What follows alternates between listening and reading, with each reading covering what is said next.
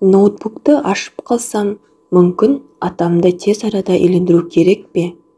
Қайнатасының үйде іш киіммен жүретінін айтқан келіншектің оқиғасынан соң редакцияның поштасына хат жазып, өз сырларымен бөліскен келіншектер аз болған жоқ. Олардың бірі кеңес сұраса, енді бірі өз мәселесін ешкімге айта алмай көпшілікпен бөліскісі келетінін жазған болатын.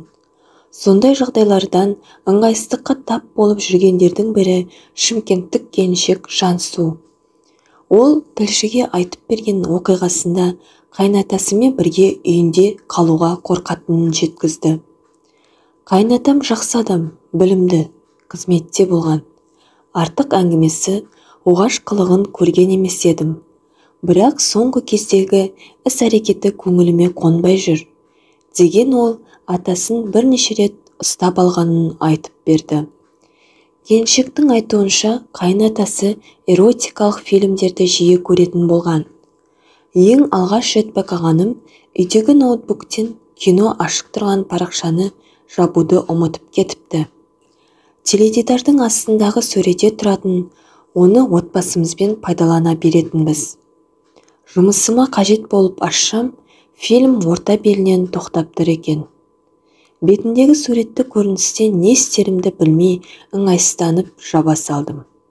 Әйел мен еркектің төсек үстінде жалаңаш жатқанын көріп, ешкім байқамады деп жан-жағыма алақтап барып есімді жидым.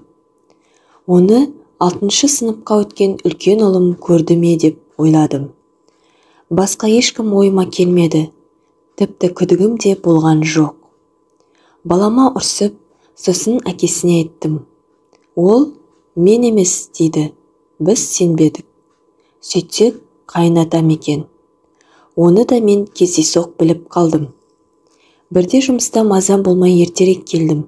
Балалар сабақта, күйеуім жұмыста. Үйде тек атам ғана бар еді.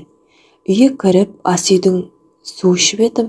Бөлмеме барып жатайын деп өтіп бара жатып, атамның бөлмесінен ыңғайсыз дыбыстар естідім. Басында біреу жылап жатыр екен деп ойлағанмын. Тоқтап барып тыңдасам, өте ыңғайсыз. Ұялғанымнан бөлмеме кіріп есікті тарс жаптым. Менің келгенімді сонда білді атам. Сыртқа шығып кеткенін аяқ дыбысынан сездім. Содан кейін атама қарай алсамшы, ол да бақшада жүрді. Мен де балалар келгенше бөлмемнен шыға алмадым. Одан кейін де атамның сондай фильмдер көретінін бірнеше рет байқадым. Ноутбукты бөлмесіне алып кететінін, кейін смартфоннан да көретінін білдім. Іздеу тарихын өшіруді білмейді ғой. Балам емес екеніне анық көзімді жеткізу үшін бірде әдейі адамнан ноутбукты сұрап алып көрдім. Күдігім рас болып шықты. Бірақ күйеуіме айта алмай жүрмін. Үйде келін бала бар, ыңғайсыз ғой деп ескертіп қойса мүмкін тыйылар. Бірақ әкең сондай кино көріп жүр деп қалай айтам?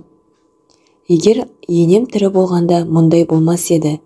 Бәрінің жайын жасап, кімнің не істеу керектігіне дейін алдын ала жоспарлап, ақылын айтып отыратын кісі мен келін болып түскен соң 5 жылдан кейін қайтыс болған. Содан да бұлар атамның ессіз іспен айналысып жүргені. Бәлкім атамды үйлендірсек пе екен. Бірақ енемнің жылдық асын берген соң, балалары жиналып атамызға рұқсат берген. Атамның өзі қаламады. Ендігі жерде сендердің алдарыңда кетсем болды деп. Мүмкін сонысына өкініп жүрмекен, бізге айтуға ұялып. Қанша дегенмен ер кісі, кім біледі? Әйелдің орны бөлек қой олар үшін. Қазір атаммен үйде қалып кетуге ыңғайсызданамын. Түрлі нәрсені естисің. Теледидардан да көрсетіп жатады. Адамның көңіліне күдік те келеді екен. Жамандыққа қимаймын балаларымның атасын. Сонда да сол ұятсыз фильмдерден соң атама ойым өзгеріп қалғандай. Не болса да батылдық жасап күйеуіме айтсам деп жүрмін. Сіздерден қайнатасының іш киіммен жүретініне ыңғайсызданатын келіншек туралы оқығаннан кейін мен де өз проблемамды айтқым келді. Бәлкім оқып жатқан қайнаталарға ой тастар, отбасында жаман әдеттен аулақ болар деген үмітім бар.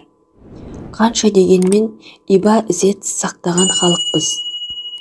Сол қалпымызды бұзбағанымыз жөн емес пе? Деген келіншек көпшілікке ой салғысы келді.